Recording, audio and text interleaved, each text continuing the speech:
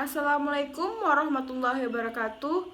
Perkenalkan, nama saya Dwi Surita Putri, NIM 21086030, Prodi Pendidikan Jasmani Kesehatan dan Rekreasi. Baiklah, pada video kali ini saya akan membahas tentang aliran-aliran filsafat, yaitu ada aliran rasionalisme, aliran empirisme, dan penerapan aliran rasionalisme dan aliran empirisme. Materi yang pertama yaitu apa yang dimaksud dengan aliran rasionalisme. Materi yang kedua yaitu apa yang melatar membelakangi munculnya rasionalisme. Materi yang ketiga yaitu apa yang dimaksud dengan aliran empirisme. Yang keempat, bagaimana ajaran-ajaran pokok empirisme. Yang kelima, bagaimana kemunculan dan perkembangan empirisme. Yang keenam, apa itu penerapan aliran rasionalisme dan empirisme. Yang pertama, kita akan membahas tentang pengertian aliran rasionalisme. Rasionalisme adalah suatu aliran filsafat yang dalam tindakannya bersifat rasional, di mana doktrin filsafat yang dalam kebenarannya didapatkan melalui logika, pembuktian apapun yang berdasarkan fakta, bukan hanya kebenaran yang dilihat dengan inderawi. Materi selanjutnya masuk ke apa yang melatar belakangi munculnya rasionalisme. Latar belakang munculnya rasionalisme adalah keinginan untuk membebaskan diri dari segala pemikiran tradisional yang pernah diterima, tetapi ternyata tidak mampu mengenai hasil-hasil ilmu pengetahuan yang dihadapi. Pada tokoh aliran rasionalisme, di antaranya adalah yang pertama, René Descartes. René Descartes di samping tokoh rasionalisme juga dianggap sebagai bapak filsafat, terutama karena dia dalam filsafat sungguh diusahakan adanya metode serta penyelidikan yang mendalam. Ia ahli dalam ilmu alam, ilmu hukum, dan ilmu kedokteran. Ia yang mendirikan aliran rasionalisme berpendapat bahwa sumber pengetahuan yang dapat dipercaya adalah akal. Ia tidak puas dengan filsafat skolatis karena dilihatnya sebagai saling bertentangan dan tidak ada kepastian. Adapun sebabnya karena tidak ada metode berpikir yang pasti. Selanjutnya, Spinoza. Spinoza dilahirkan pada tahun 1632 Masehi. Nama aslinya adalah Barulah Spinoza. Ia adalah seorang keturunan Yahudi di Amsterdam. Ia lepas dari segala ikatan agama maupun masyarakat. Ia menciptakan suatu sistem berdasarkan rasionalisme untuk mencapai kebahagiaan bagi manusia. Menurut Spinoza, aturan atau hukum yang terdapat pada semua hal itu tidak lain dari aturan dan hukum yang terdapat pada idea. Baik Spinoza maupun lebih ternyata pada mengikuti pemikiran Descartes itu.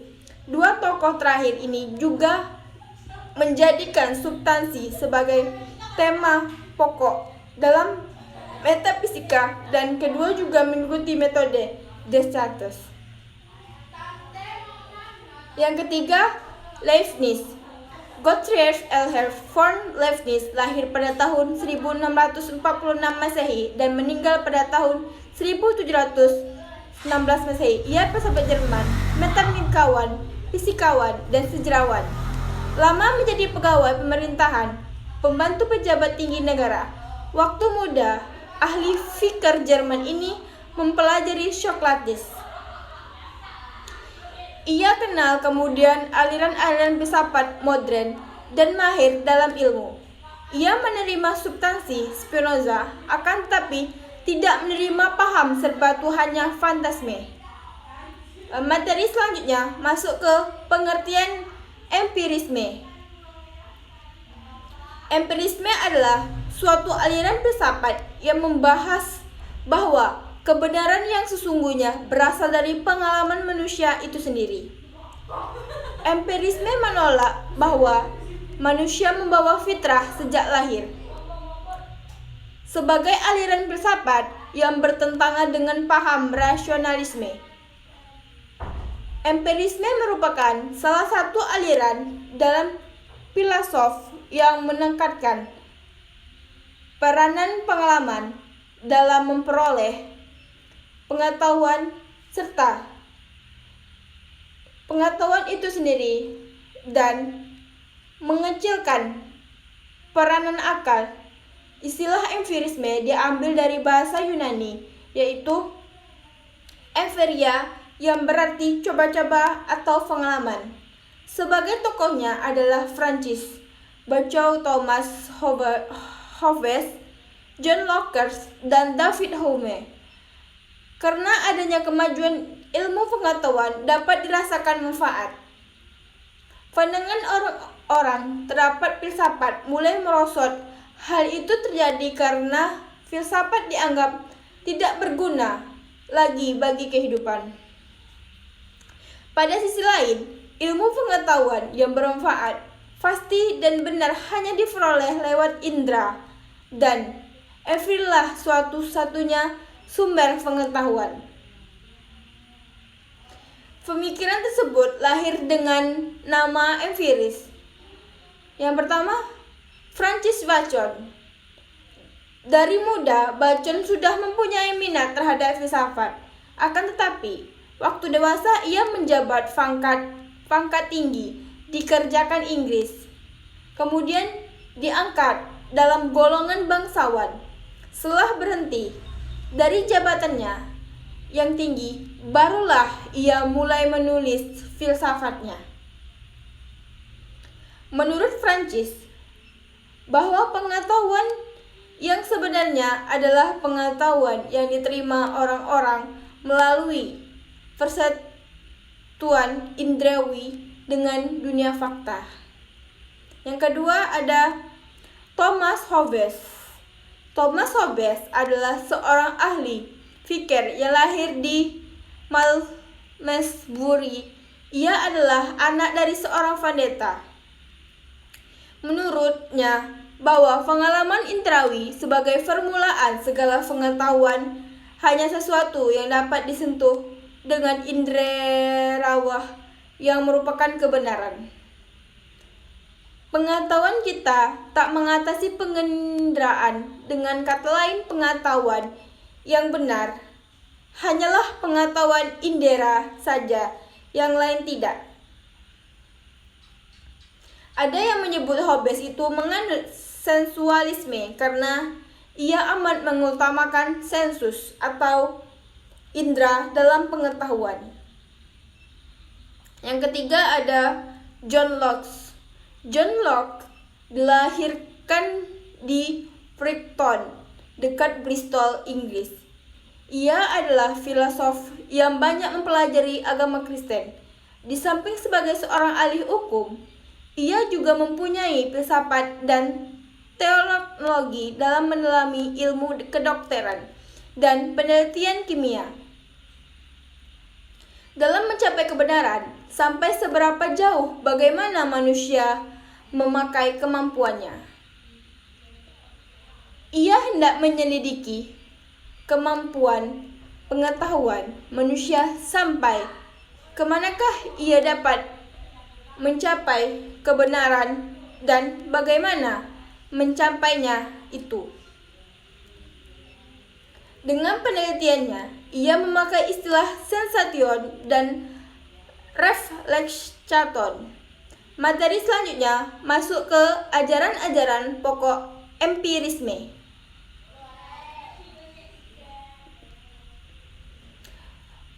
Pandangan bahwa semua ide atau gagasan merupakan abstraksi yang dibentuk dengan menggabungkan apa yang dialami pengalaman indrawi adalah satu-satunya sumber pengetahuan dan bukan akal atau rasio.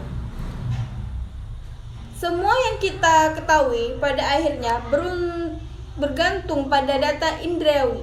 Semua pengetahuan turun secara langsung atau disimpulkan secara tidak langsung dari data indrawi, kecuali beberapa kebenaran definisional, logika, dan matematika.